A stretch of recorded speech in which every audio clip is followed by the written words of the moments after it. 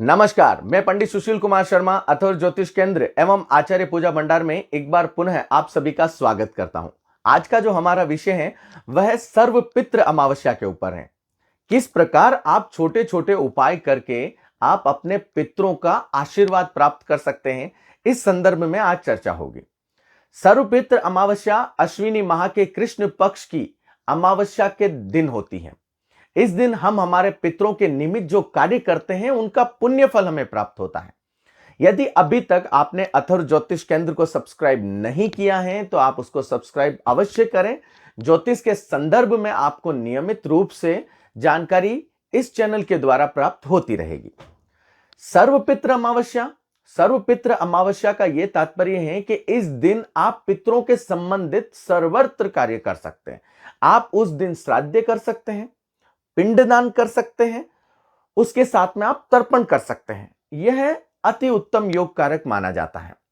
कुछ लोग यह कहते हैं कि हमें इस प्रकार कैसे मालूम पड़े कि हमारे पितृ दोष हैं।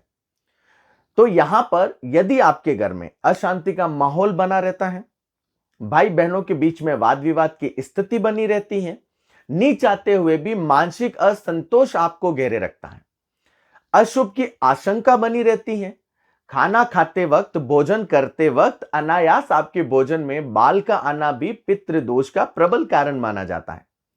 इसके साथ ही ये कहते हैं कि व्यापार में हम दिन रात मेहनत कर रहे हैं लेकिन फिर भी उन्नति के पक्ष की तरफ नहीं बढ़ रहे हैं, यह पितृ दोष का कारण माना जाता है। इसके साथ में ही नहीं चाहते हुए भी अनावश्य हमारे कार्य अटक रहे हैं, कहते ना ऐसे ही रुक रहे हैं, बस कार्य का इस प्रकार से रुकना भी पितृ दोष का कारण माना जाता है। नव दंपत्ति के या फिर काफी विलंब हो गया है, संतान उत्पत्ति में कष्ट हो रहा है, सारी चीजें नॉर्मल हो रही हैं, पितृदोष का कारण है।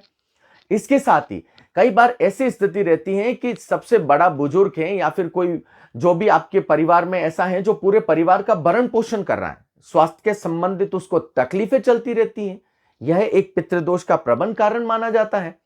हमारे बच्चों को हमने शिक्षा अच्छी दी है लेकिन उसके उपरांत भी यदि वो हमारी बातों का अनुसरण नहीं करते हैं, हमारे कहे अनुसार नहीं चलते हैं, वह पितृ दोष का कारण है।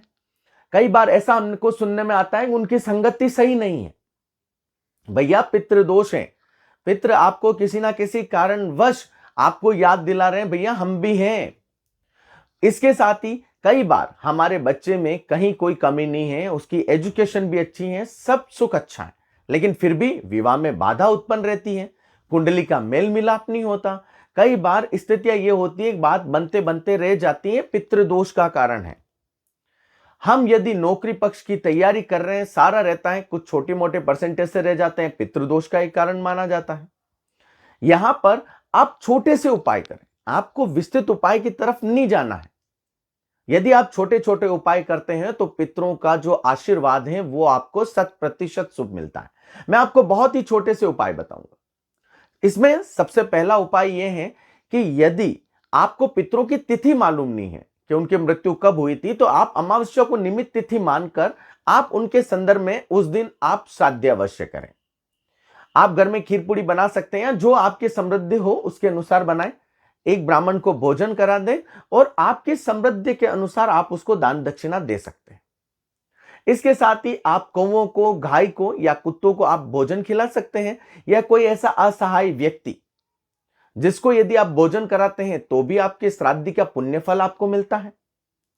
यहां पर परिंदा, जहां पर मटकी रखी जाती है, वहां पर भी यदि आप दीपक करते हो गाय के घी का, तो वह भी पितरों को लगता है, जिससे आपके घर में सुख शांति के साथ में समृद्धि का वास होता है, पितरों का आशीर्वाद आपके ऊपर बना रहता है। यदि आप पितरों को भोग लगाते हैं तो आप खीर बनाएं, घर में कंडे लें, उसके ऊपर आप खीर को रखें, उनको प्रज्वलित करने के उपरांत फिर उसके बाद में आप उनको हल्के हल्के हाथों से आप जल का छिड़काव करें। पितरों को काफी संतुष्टि मिलती है इसके द्वारा।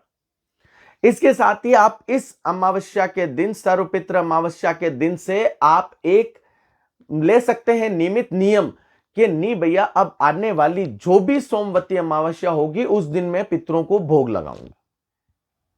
यदि आप इस नियम की पूर्णता से पालन करते हैं तो पितृ आपके काफी प्रसन्न होकर आपको शुभत्व की प्राप्ति करवाते हैं। कहते ना कि अनएक्सपेक्टेड चीजें आपके साथ में होती हैं।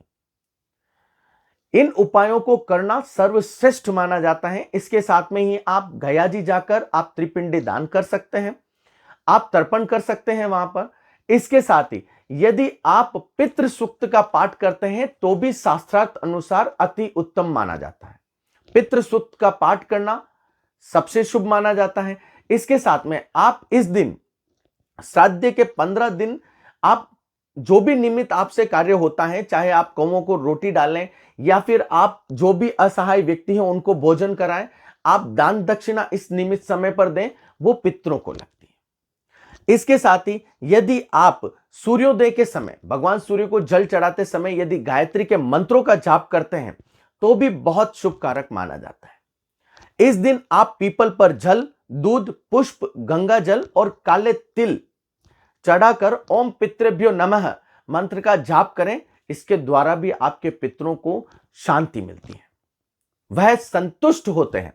इस दिन आप हरिवंश पुराण का श्रवण भी कर सकते हैं। हरिवंश पुराण का श्रवण करना भी शुभ योग कारक माना जाता है। आप यदि आप समृद्ध हैं तो आप इस दिन नारायण बलि पूजा भी करवा सकते हैं। नारायण बलि पूजा भी इस संदर्भ में काफी अच्छी मानी जाती है। यहां पर यदि आप कौवे को 3 पड़ वाली रोटी खिलाएं तो वह भी पितरों को लगता है। बहुत ही छोटे छोटे से उपाय हैं, लेकिन यदि आप अपने इनको जीवन में अपनाते हैं तो आपको मानसिक संतुष्टि, ग्रह शांति, व्यापारिक लाभ, इसके साथ ही आप जिसकी तैयारी कर रहे हैं उसमें आपको सफलता की प्राप्ति के योग ये करवाता है। यदि आपने YouTube चैनल जो अथर्व ज्योतिष केंद्र है उसको सब्सक्राइब नहीं किया है तो आप सब्सक्राइब अवश्य करें। आपके यदि कुंडली के संदर्भ में, रत्न रुद्राक्ष के संबंध में भी यदि कोई सवाल है तो आप मुझे कमेंट बॉक्स में लिख सकते हैं। आपका दिन मंगलमय हो। हरे कृष्णा।